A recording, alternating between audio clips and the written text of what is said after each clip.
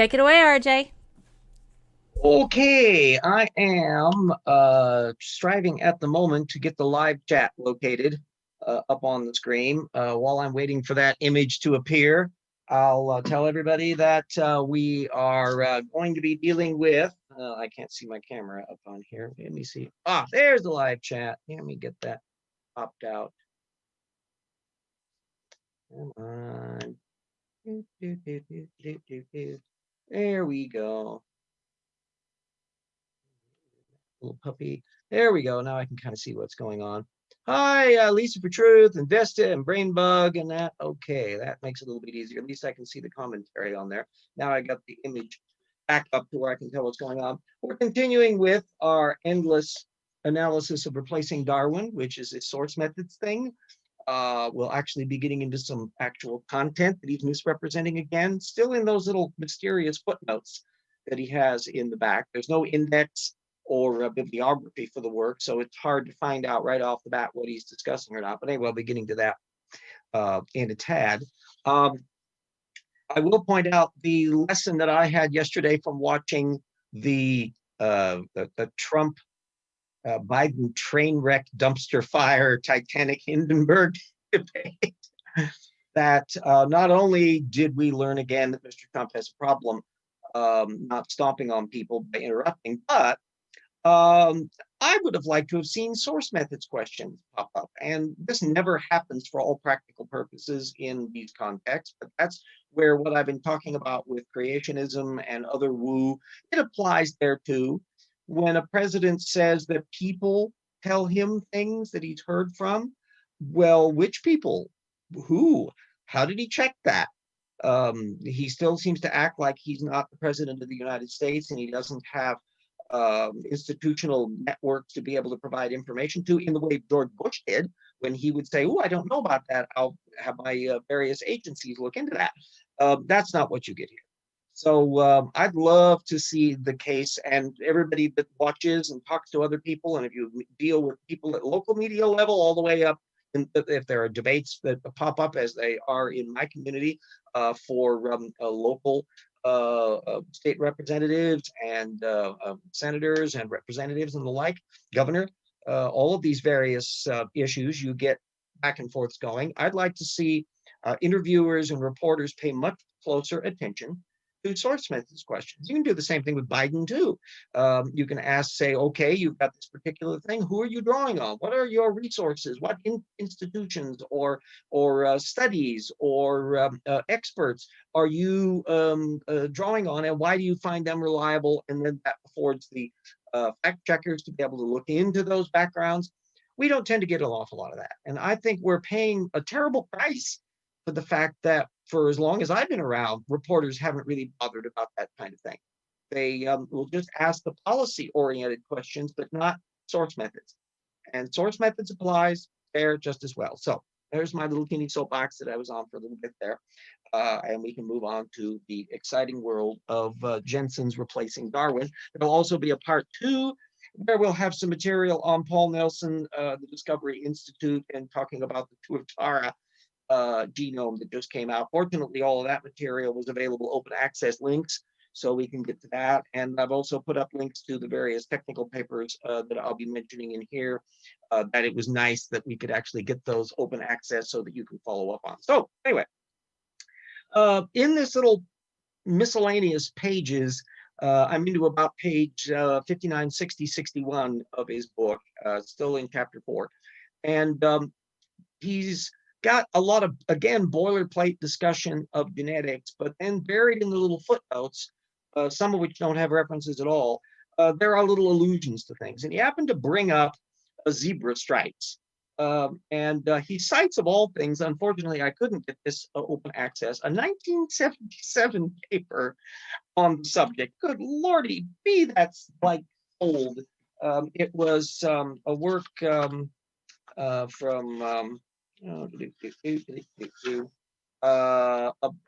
Jonathan Bard, Unity Underlying the Different Zebra Striping Patterns, which in 1977 was before homeobox genes. It's a whole, he's still around, by the way, the scientist involved. He was doing material, I have an article from him from, 10, I think, from Systems Biology View of Evolutionary Genetics. But there's been a lot of work on like how zebra stripes run and why and what adaptive significance they may or may not have in like the 30, 40 years since that article was written. So it was an oddly antiquated source for him to draw on. So I put in some material from what's gone on since, none of which, by the way, as usual, is done by any creationist or intelligent design advocate. So there's a 2005 paper on the evolutionary history of the extinct quagga, which also has some striping on it. And they actually have skin and samplings of these organisms because it's gone extinct relatively recent. They're able to work out that quaggas derived from the zebras about 120 to 290,000 years ago, which is discussing the time frame that human beings were developing. So there's a relatively recent speciation event going on here. And they could even tell bits and pieces about the genetics of the striping patterns that are much less pronounced on quaggas than they are on zebras. Then the other issue was, why are there zebra stripes? And did they have some adaptive significance? One of the ideas was what I would call the confuse-the-cat approach, which is that if you have a herd of zebras, all of these striped things produce ambiguity if they run around. It's hard to do targeting. And there actually is a work that's been done on that. And there's a 2015 paper that I put in that was a review of the various hypotheses for what's the adaptive significance of it. By the way, 2015 is before 2017, and therefore theoretically, Mr. Jeanson could have known about this stuff. It's earlier than his book published. But the thing that came out as the dominant explanation is not confuse a cat or just chance, but that apparently zebra stripes are really good at deterring fly bites, that they throw them off when the fly is wanting to come in for targeting. And that work has been done by quite a few, and there's a new review that just came out this year, which by Howe and Company, and the various people that he's put in have done work on this going back for quite a few years, and you can look up the source material in there. Anyway, that one's from the Royal Society. So that kind of brings us up to speed again. In case after case, Jeanson is not showing a blinding curiosity about the subjects he brings up. He's dangling antiquated papers and side issues buried down in the footnotes. And does he putting this stuff in so that it looks more impressive? I'm not sure. Well, looking a little more like that with the next example that he brings up, which has, oh, by the way, the horse issue and equids in general. Way down in chapter 10, he's going to be arguing that all of those horse variations are really recent, post-flood. And I'm not entirely sure how to even fact check him on it, because he's just dumping character states in his footnotes. And I have to get to the point where he explains where, if at all, he's deriving these character state codes so that I can figure out whether or not they're actually valid or not. So that'll be way down the line somewhere before the end of the year, maybe. I don't know. We'll find out how far it takes us to get down there. But another one of the little footnotes that he dangled in happened to be about giraffe necks. And he cited a 2009 paper by Bandlangana that went in. I listed this one in my spreadsheet analysis of him as a misrepresentation paper, because there's way more in this than just the curiosity about how giraffe necks get longer. There's a discussion of the fossil record. There is discussion of the genetic elements of these things and an analysis of the long-term patterns in giraffids that isn't getting into Jeanson's account. So I regard that as a misrepresentation of the paper. At the moment, we're up to a little over 100 sources in his bibliography that I'm compiling. And about over half of it is technical literature, but of that, over a quarter I regard as misrepresented. And that's looking to be about the same boundary that I was seeing in the Roop and Sanford book at Erica. has been diving into, and other people have been fighting into Jeanson as well. Dan Stern Cardinale just did a thing on creative heterozygosity that went into background information on a lot of this stuff. And so I've been keeping track of that and often burning the midnight oil, cross-checking the technical literature, what they were bringing up. And Jackson and I will be putting all of that material into Rocks Volume 2, where we get to update our discussion of things. Well, anyway, our good old Giraffids, there's been a lot of material on that since 2009. And one of the fossils, Sametherium, turns out to show indications of the transitional form between short neck forms and long neck forms that we see in Africa.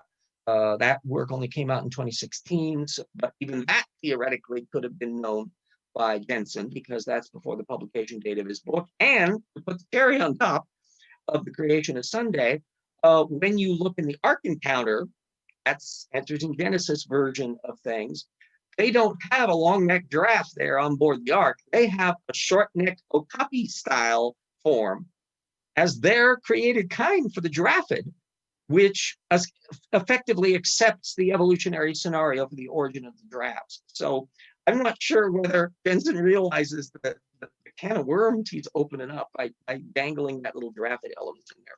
Let's see what's going. Yeah, RJ is flying solo, Scott says. Yep, indeed. Whether or not we'll have some extra visitors along the way, I don't know. We'll see. I'm still here, RJ. I'm just hanging out in the background. Absolutely, absolutely. And you may feel free to cut in and jump in at any point on any matter whatsoever, not only to remind me what's going on in the live feed, but also on subject matter that's relevant from your own point of view. Lisa for Truth says, I'd love creationists to explain okapies. Yeah, well, apparently they're baby giraffes. And you expect creationists to give up you their sources? Well, kind of, sort of. See, the important thing about the source methods approach is you can distinguish between the head up their ass bullshitter types who are just repeating tropes that they've gotten from who knows where, and it's hard to pin them down. I was just jousting with this idiot Mel, no relation to you, scientist Mel, on the Twitter. This is a source-free young Earth creationist who dangles intelligent design stuff. Looks like RJ has got some freezing going on. He'll be back in a minute. In the meantime, let's enjoy, if he's, it looks like he's frozen. Let's check out the rocks for their commercial.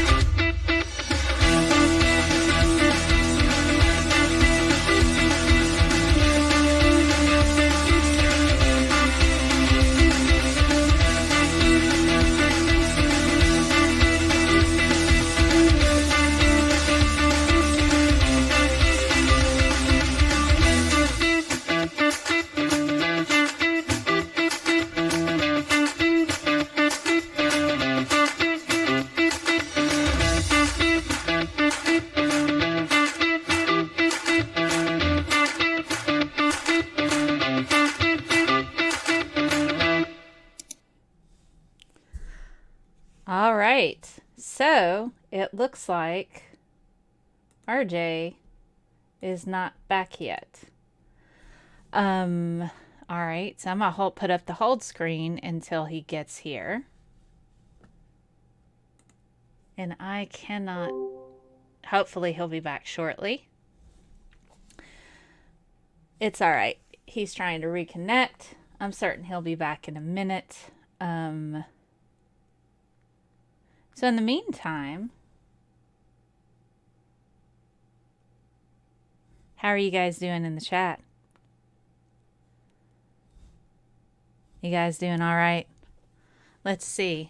We got Brain Bug in the chat. What's going on? We have got, let's see. Let me see if I can add some video of me up in here, so Oh, I I'm can. back. Oh, you're back? Where are you? Yep. Well, I can see my screen. Okay, you don't have any video. Hmm. My camera's on. I can see my thing from my end. I haven't gotten a little window or thing to. There you are. Okay, There here we we go. are. I'm good. Yee! All of RJ's images are coming by Pony Express today, and we're receiving as best we can. Just in case I lose track again, and we're near enough to the middle of the hour, I'll go ahead and thank patrons. The fact that I'm ever so I am unworthy of the people who have continued to show confidence in the work and have been sticking it out despite everything. For the patrons, we got our colleagues Hendril and Eric Rowley and Speed of Sound, Cirrus and Jeshi. Our researchers, Travis Adams, Ian Chen, Convert Me, Stephen Early, Eat Neal, James Fitzwater, Benjamin Simpson, History Miner, Ralph McFadden, Paula Gia. We got our assistant researchers, Duranco, Totus Real, Christopher Johnson is a recent joiner.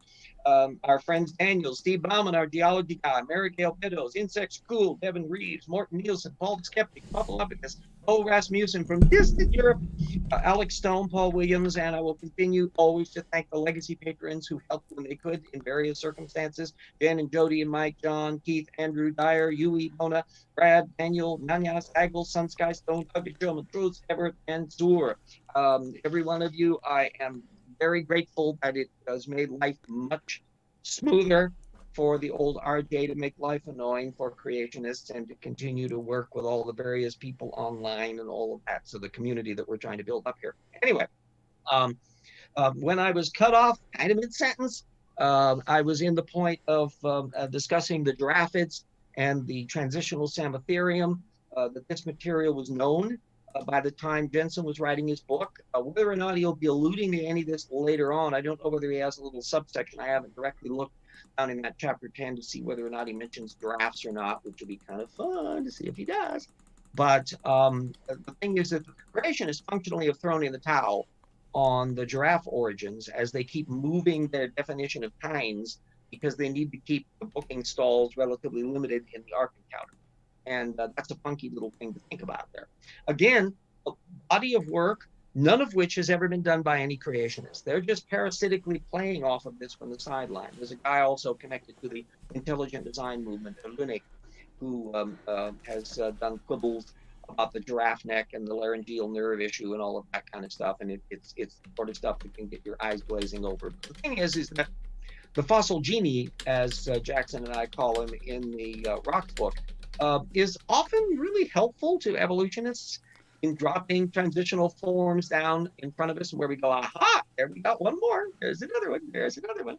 Not every one that we would like to have, but nevertheless, the fossil genie is perverse and will occasionally come in for the evolution side. But I never have seen a single instance of him coming in on the creationist side to really put up something that would give evolutionists conniption fit headaches, the archetypal Cambrian rabbit and elements like that. We don't do that. So the data field just keeps on getting bigger and we proceed. So let's find out what's going on over in our live chat in here. Oh, goodness. Looks like he's frozen again. So I promise. I think. Okay, so I'm in the top corner here. So you guys don't feel like you're by yourself. So I think RJ's internet is a bit of a booger. But anyway.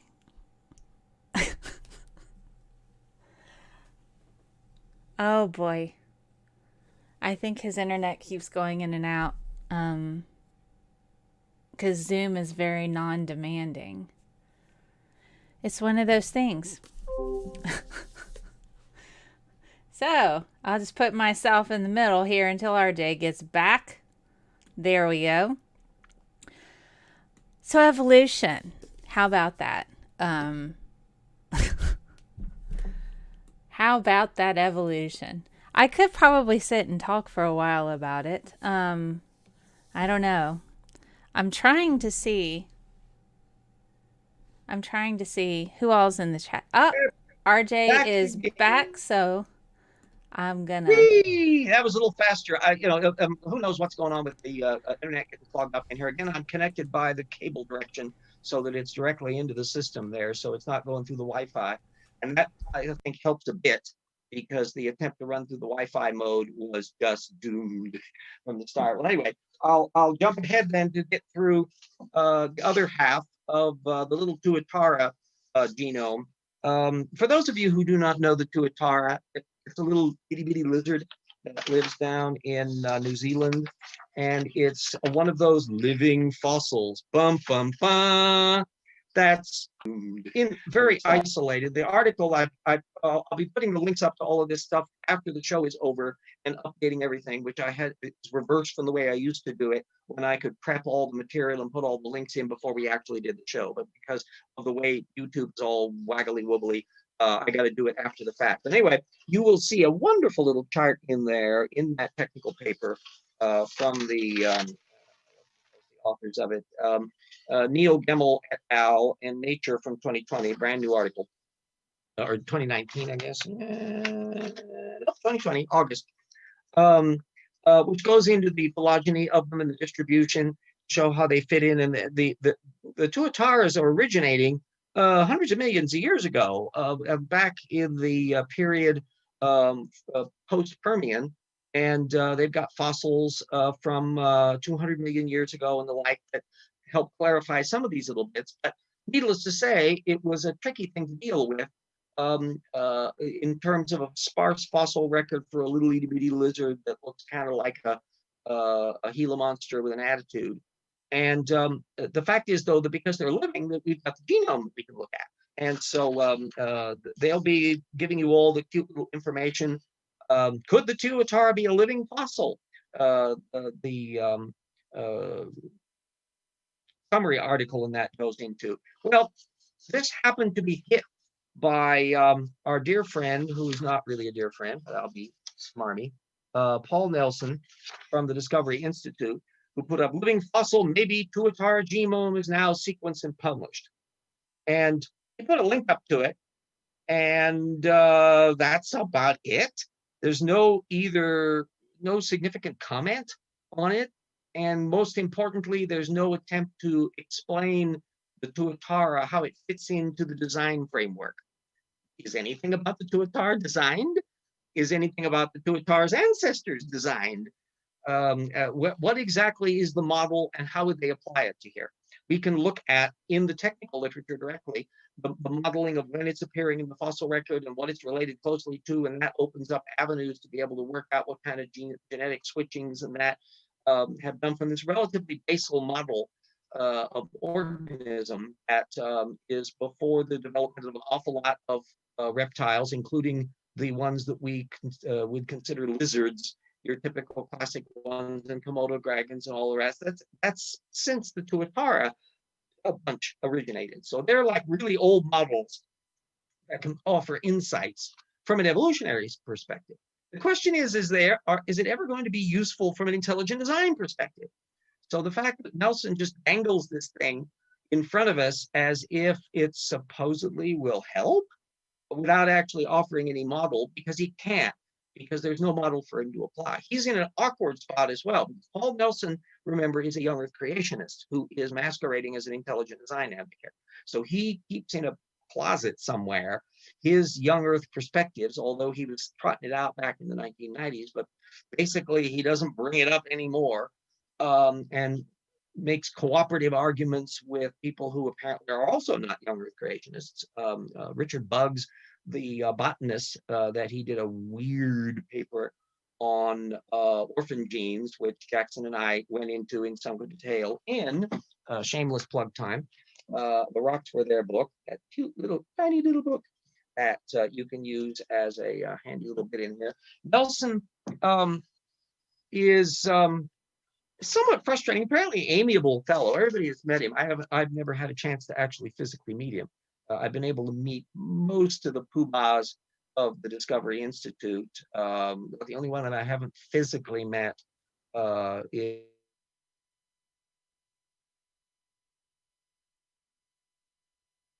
I think we could probably play a game called Fill In. It could do Mad Libs. What was RJ going to say next? What do y'all think? What was RJ going to say next? Tiny little book. It's okay. So, I see some questions previously. Molecular evolution. Isn't that freaking cool? Molecular evolution is really interesting, particularly when you get down to the genetic point mutations. The point, there we go. Huh? So the point mutations. RJ will be back in a minute. He'll be back in a minute. In the meantime, I'll sit here. So I'm answering some questions in the sign. Glanderson Booper. Glanderson Booper, what in the world is that? Is that what you thought RJ was going to say? Let's see. Any questions you guys have? Biology teaches there are no races. Back again. He's back, guys. Back, yes, at least, and it does. The one nice thing about the thing so far is that it does it automatically. It knows, something happened. I have to put it back, so I don't have to go through any rigmarole of finding links in that and clicking. It is automatically rebooting. So it all depends on how long. Anyway, I see the subject of scientific racism came up in the live chat, and since I put in the material and talked about stuff I'm directly posting, maybe we should talk about that.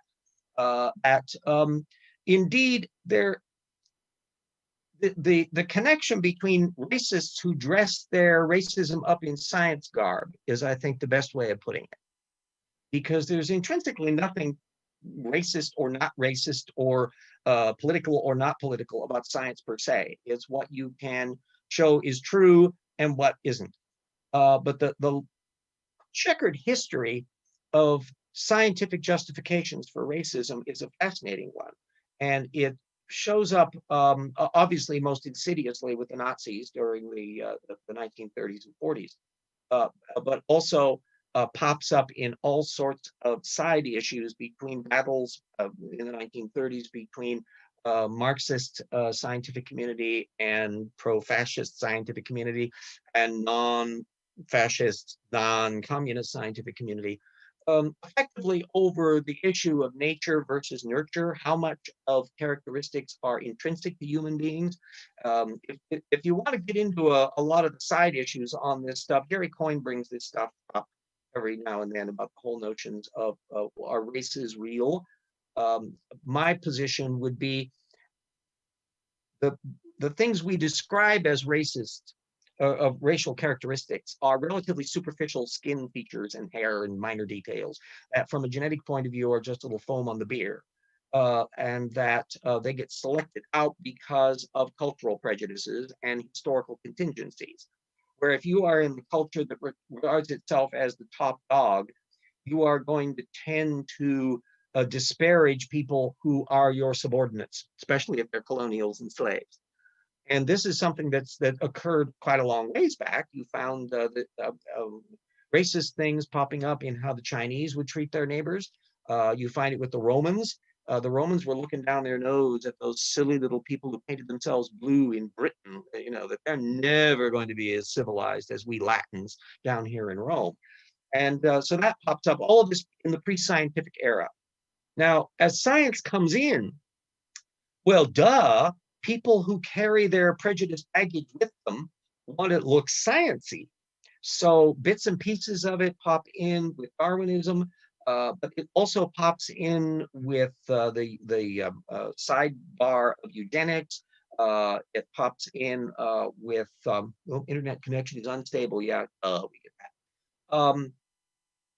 And so what you find with basically 19th and early 20th century, air quote, scientific racists is, boy, they're putting their ideology first. Ooh, we hate the immigrants of choice, fill in the blank, Jews, Italians, Irish, somebody that doesn't look like us. And there's a bunch of people in that world, Grant and others. There's a little section on eugenics that is in, I think, tip 1.5 at my website that brings up some of that material. Tip 1.5 or 1.6, the thing where I discussed Hunter's a book that was used in the Scopes trial. There's a big section on that. And there'll be more that Jackson and I will be covering in second Rock's book, because the racism trope gets tossed around a lot by both the intelligent design community and the young Earth creationist community. It's not quite a bugbear for old Earth creationists. Ross doesn't seem to make quite such a big deal out of that much. But then again, they're kind of peripheral in general about it. Now, part of the problem with all of the air quotes scientific racism is that they didn't know diddly squat about how things actually were inherited. Remember, this is back in the time when they were just working out genes and chromosomes. They knew nothing about DNA. They didn't know diddly about epigenetic inheritance and homeobox genes and alternative splicing and all of the various nuts and bolts of what actually goes on in genetics. That wasn't discovered until the 70s, 80s, 90s, and in the modern era. So as we look back upon any of the attempts to justify racial characteristics and racial superiority based on scientific material, you're going, holy moly, like flat earth antiquated. It's just terribly overshooting the mark. Now you get a lot of stuff today about the IQ issue. And let me make myself clear. My opinion is that IQ tests chiefly measure the ability to take an IQ test. They may measure analogs of what we might call intelligence, but they're so deeply steeped in the cultural traits of the societies that produce them that they're not really a be-all, end-all, one-to-one isomorphic measure. All right. Isomorphic measure. I think that's what he's going to say next. So I'm back again. I'm in my jammy shirt. RJ will be back in just a moment. He'll be back in just a moment. So I've kind of put myself to where I pop in over on this side. So since you were bringing up and talking about the subject a bit in the live chat anyway, and you are here, let's weigh in as just a conversation on this, because what were your reactions to what I was spieling out before Face disappeared? Well, for my thoughts on all of this and I've talked at length with this, so I've got myself in a video on the side. You can't see me, but it's on the live stream. Anywho, okay. As far as IQ and that sort of thing, I've talked at length about it on my channel on how IQ has nothing to do with race. Jordan Peterson is really, really bad about this. Stefan Molyneux is really bad about pushing that particular narrative and that perspective. But he'll be back in a minute. But what we see with lower performing schools is lack of access to resources, lack of access to nutritious food. So just how kids who have to go home, parents who work all the time, they have to take care of their siblings. It's way more complicated than it's just, oh, black people have a lower IQ. No. That's not a thing. That's not a biological thing at all. It really has to do with giving adequate resources to people in order for them to be successful. And this is coming from a former high school teacher. So I found I had a lot of kids who would come to school and that was the only time they would eat. They would only be able to eat when they were at school. And these kids, they would have to go straight to work after they got home because, they all had jobs. Grew up around a bunch. I didn't grow up, but I did grow up out here, but I taught a bunch of farm kids. So if we're going to sit here and say, well, these kids, they have lower IQs, it's because of the lack of access to resources. It doesn't have anything to do with genetics, race, or biology so much as they just don't have access to good food, proper materials for education. Schools, they get their funding on how well the kids perform. That's a thing. So if your kids in a school are not doing better each time, you don't get funding. So those schools are hit even harder. So it's set up for failure. So it has nothing to do, IQ has nothing to do with your race. A lot of it has to do with what your zip code is. So you're back. Woo! That was particularly annoying because I literally dropped off past your anywho. So I got absolutely nothing of what you had to say, and I definitely wanted to hear what you had to say. Can you summarize in like a sentence? Yeah, basically to summarize, all I was saying is Jordan Peterson and Stefan Molyneux, all of them, they push that narrative that race, if you're black, you have a lower IQ because you're black. No, a lot of the education system, being a former high school teacher, it comes from the fact that students don't have access to the same resources as everybody else. Yeah. And that's what it is. Yeah, it's and you your get zip a self-perpetuating system that just grinds things down. Now, certain cultures have networking that can overcome that relentless thing you find among Chinese and Japanese culture that is follow the thing and read the thing and follow the stuff. That can compensate in certain areas, and that gets confused for intelligence, which is a bit broader of an issue. And so I balk at all of that notion. I'm a functional egalitarian. That what does matter, internet connection is unstable. Yeah, we've been getting that all night. That what we got in that. Let me go ahead with the recommendation here to go mug silent here, so we get to have an exciting screen of RJD versus Scientist Mel, and just talking head voices here for the thing, and that may help a little bit to cut down on the bandwidth on it. Okay, I'll just move my picture here so people can at least so see that me there will talking. be something. Well, you are much more attractive than I am anyway. So I'm in my jammy shirt today, and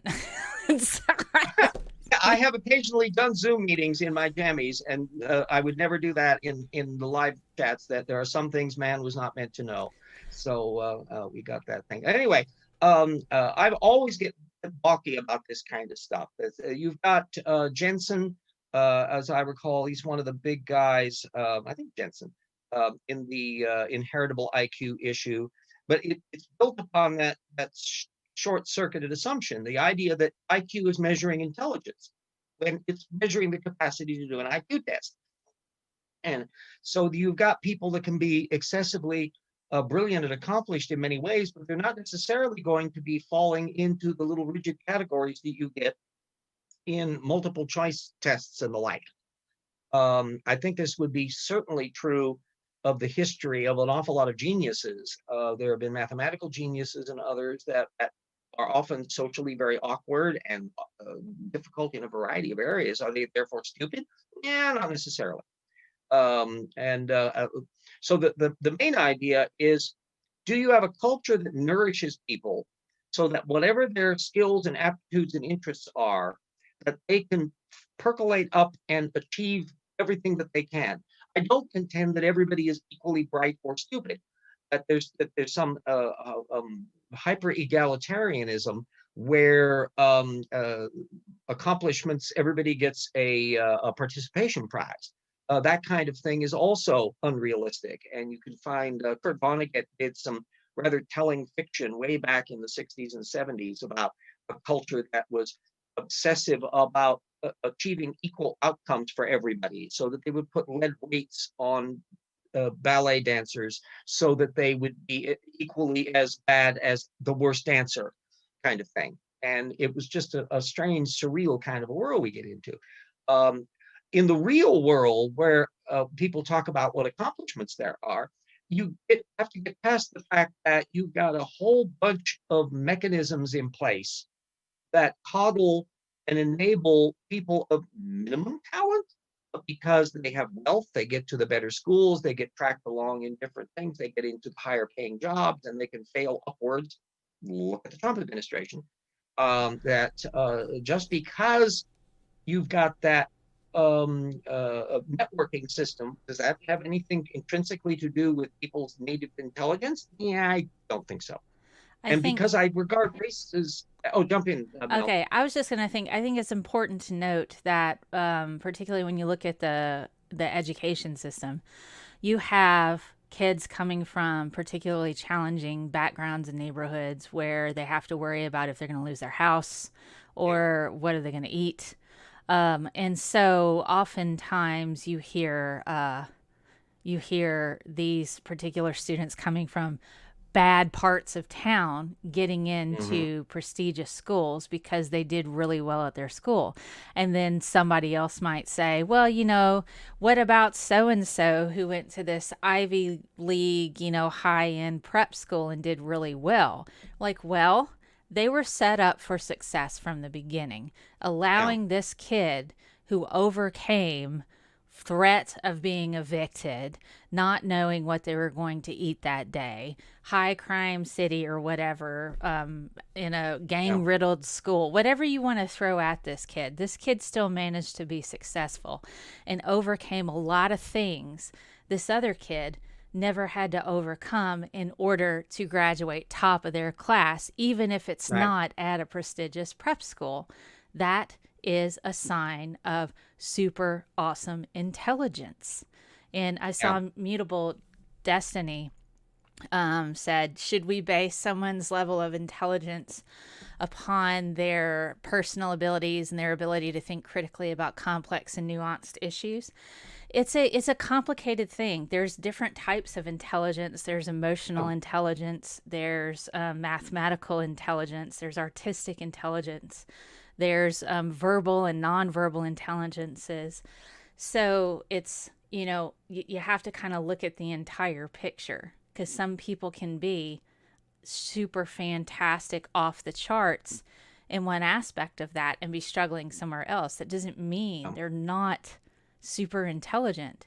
It's just we're human, And you get a comparable and somewhat overlapping network of prejudices relating to sex between men and women, and Oh my where God. the I mean, there's a letter. There's a letter. You can look it up. It's a letter to. It's an engineering letter from an undergrad who is addressing it essentially to all of the women in his undergrad classes. The fact that he could never be equal with them.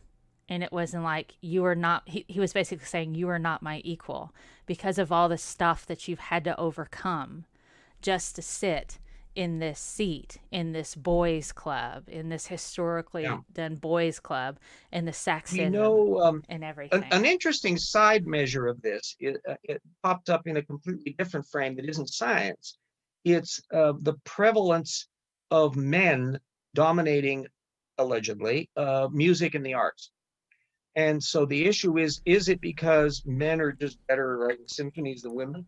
Or has there been just an ingrained culture that just kind of nips people in the bud long before they ever get to the chance of conducting a work? And we've seen that it's slow as molasses in getting women conductors and others. And when you have nobody higher up to give you a role model, that acts as a stunting system.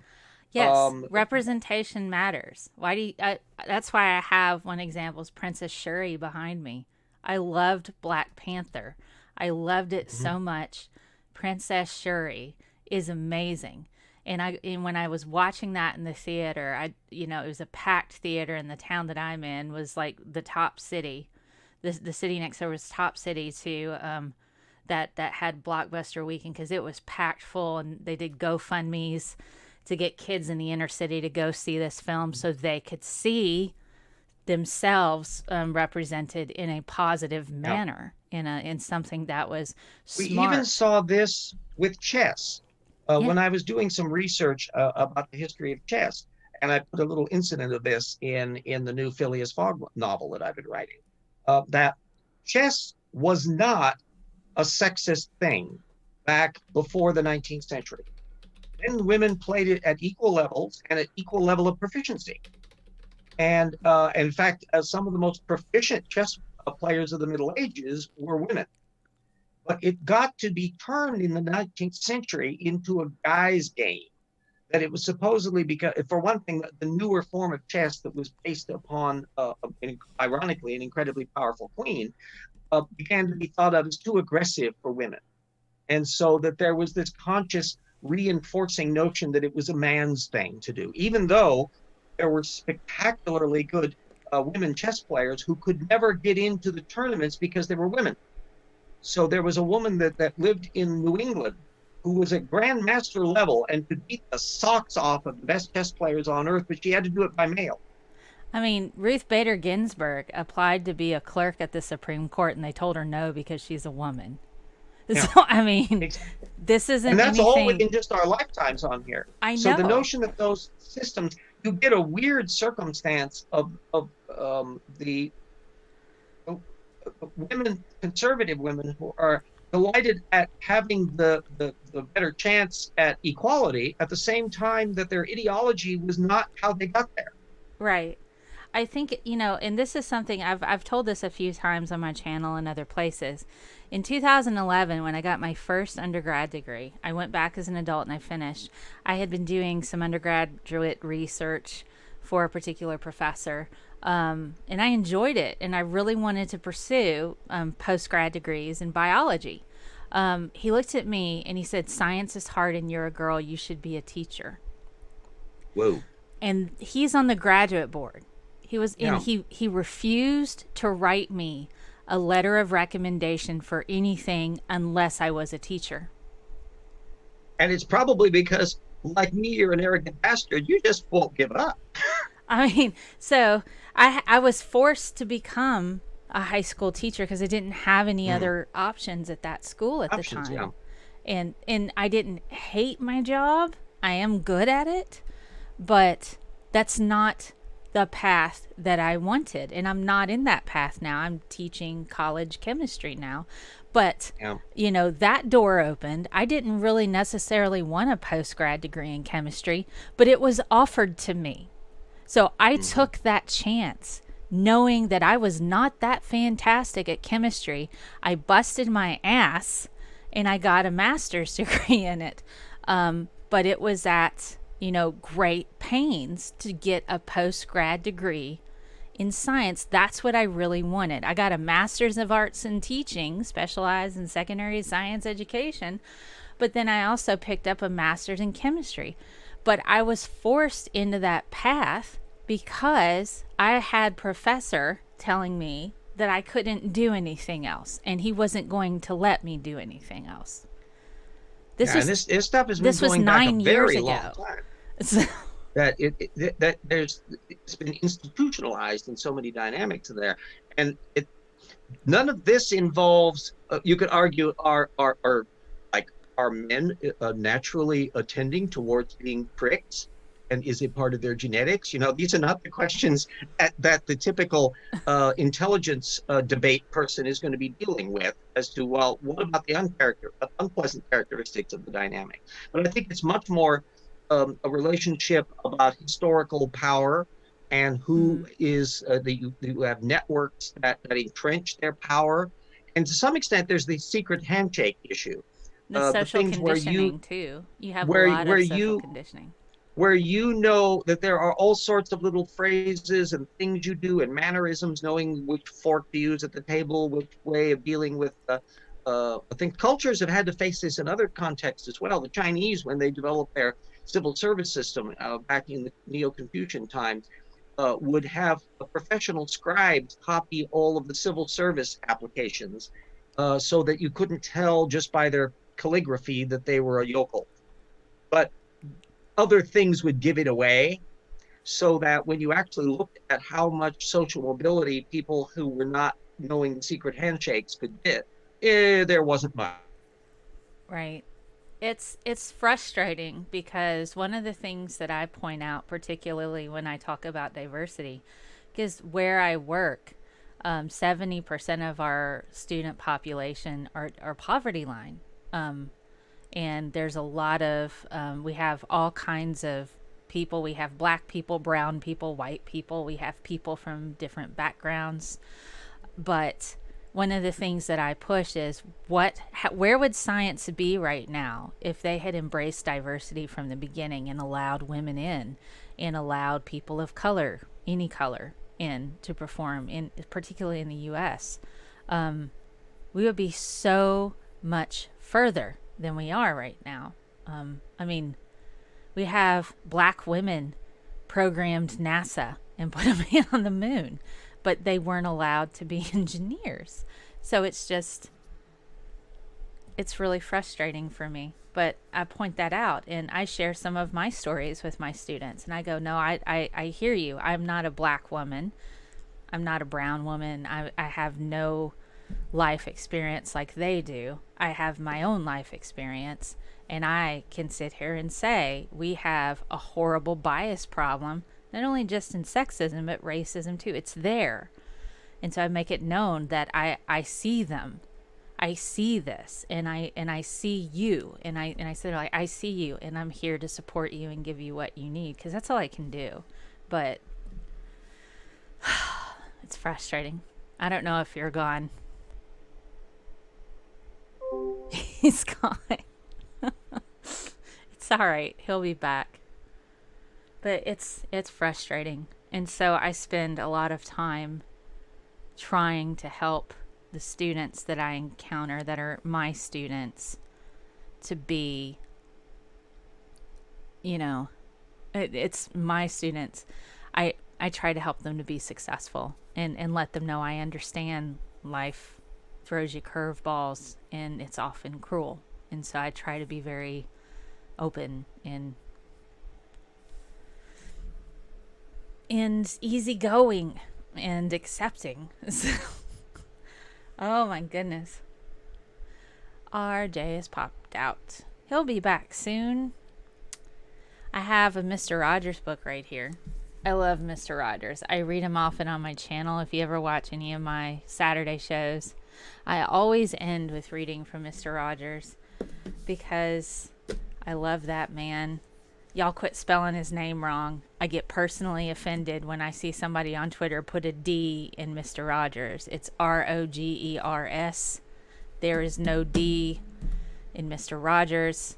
I've gotten a little sweary seeing that. I love that man. People don't spell his name wrong. Mr. Rogers. Right there. Boom. The world according to Mr. Rogers. Important things to remember.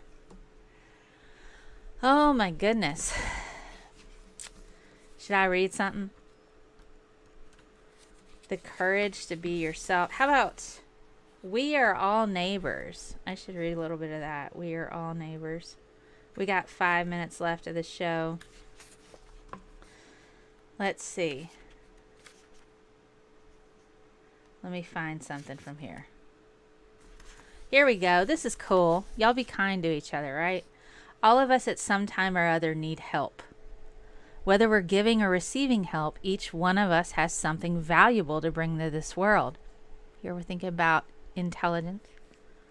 That's one of the things that connects us as neighbors. In our own way, each one of us is a giver and a receiver. So sometimes we need help. Sometimes other people need help. And each one of us has something valuable to bring to this world. Yep.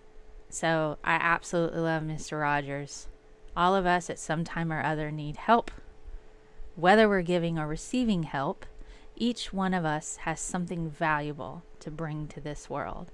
That's one of the things that connects us as neighbors. In our own way, each one of us is a giver and a receiver. The world according to Mr. Rogers. Billy from the Geek Room gave me a Mr. Rogers Funko Pop for my birthday one year. And that was really nice of him.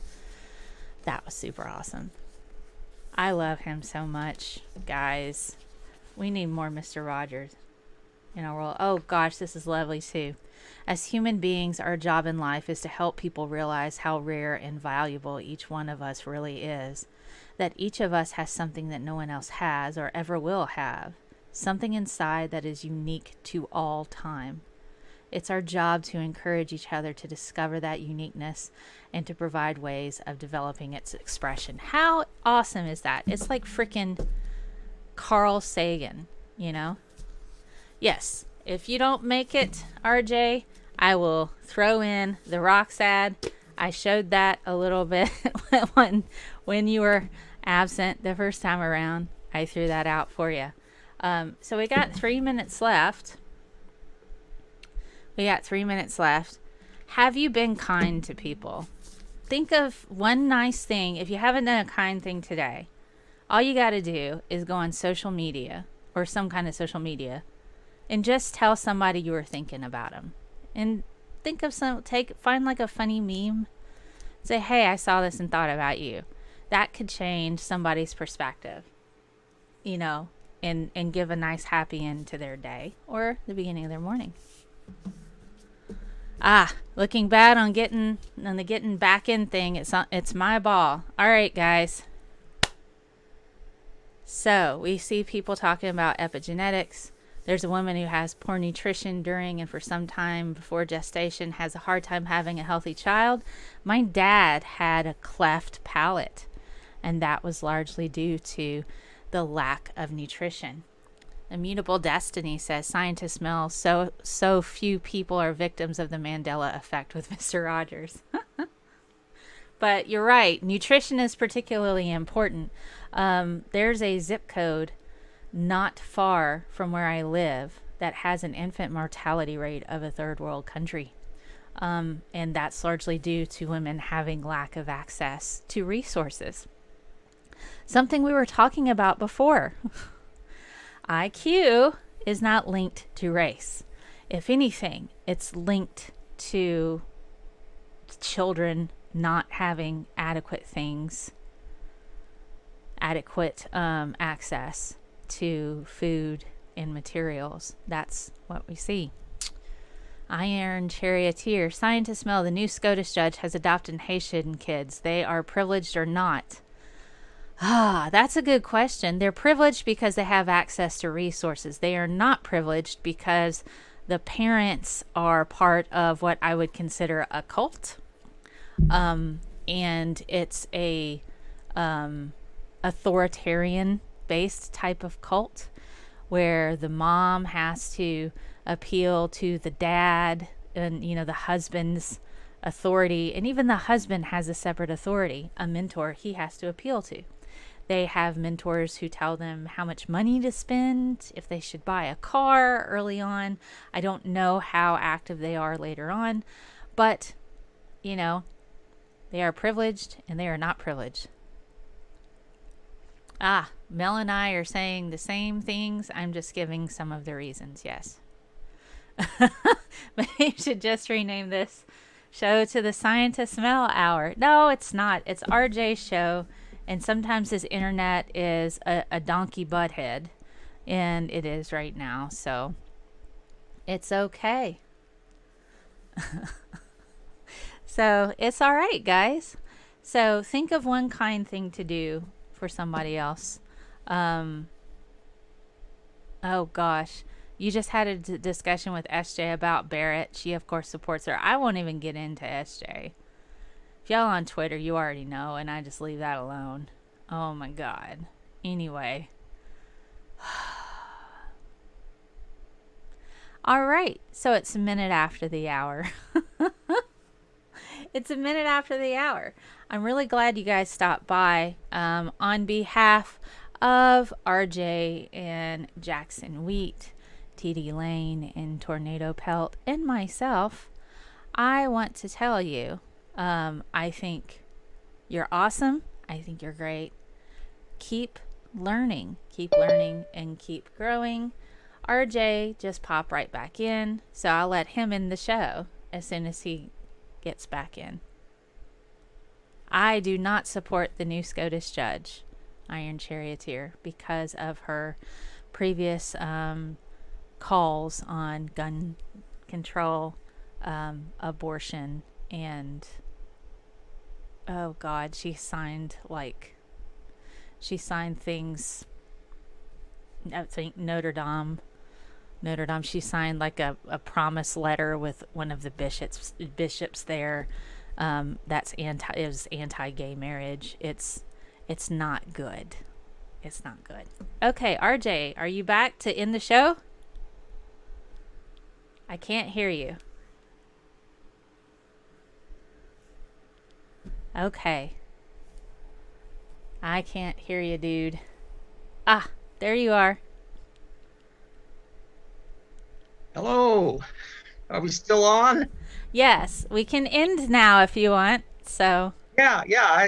I was going to digress on My Fair Lady as a analog of how nature and nurture depends. That you can be transformed by just changing the context of what you're doing. So there we could have had a long digression on musicals and that. So anyway, hope you carried the ball while I was trying to get back on. I had to bounce back all the way through the Twitter link to do it.